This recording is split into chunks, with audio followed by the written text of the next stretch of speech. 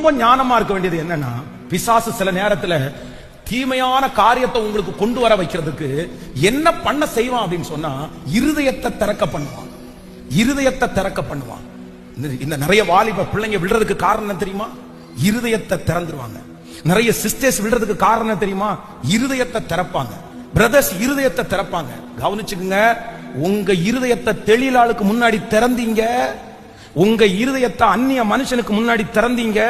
இருதயத்தை திறக்க கூடாது, ரகசியத்தை திறக்க கூடாது, அதை உள்ளதான் வச்சுக்கணும்.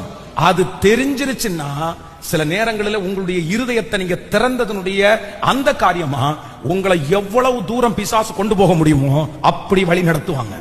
நான் நிறைய பேருடைய இந்த காதல் எப்படி ஸ்டார்ட் ஆகுது தெரியுமா? கள்ளக்காதல்கள் எப்படி ஸ்டார்ட் ஆகுது தெரியுமா?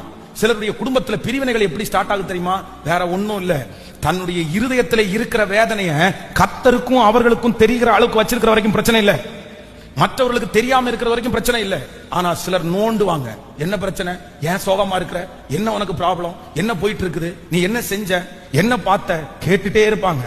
ஆனா இந்த நேரத்துல உங்களுடைய இருதயத்தை அவர்களுக்கு முன்னாடி திறந்து, எனக்கு இப்படி ஆயிருச்சு, என்னை இப்படி ஏமாத்திட்டாங்க, நான் இப்படி போயிட்டேன், இந்த மாதிரி ஒரு சூழ்நிலையை கடந்து வர்றேன், என் கணவனார் இப்படி திட்டாரு, என் மனைவி இப்படி பண்ணிட்டாங்க, எனக்கு இப்படி ஒரு ஃபெயிலியர் இருக்குது, எனக்கு இப்படி கணவன் வந்து இப்படி எனக்கு என்ன சந்தோஷமா வைக்கல, என்கிட்ட பேசல, என் மனைவி இந்த மாதிரி இல்ல, இந்த மாதிரி இருதயத்தை திறந்துட்டீங்கன்னா வேதம் சொல்லுது உங்க வாழ்க்கைய சத்துரு அழிவுக்கு நேராய் கொண்டு போயிடுவான். வாலிப தங்கச்சி, தம்பி, உன்னுடைய இருதயம் எங்க மட்டும்தான் திறக்கணும்னா கர்த்தர் சமூகத்துல மட்டும்தான் திறக்கணும்.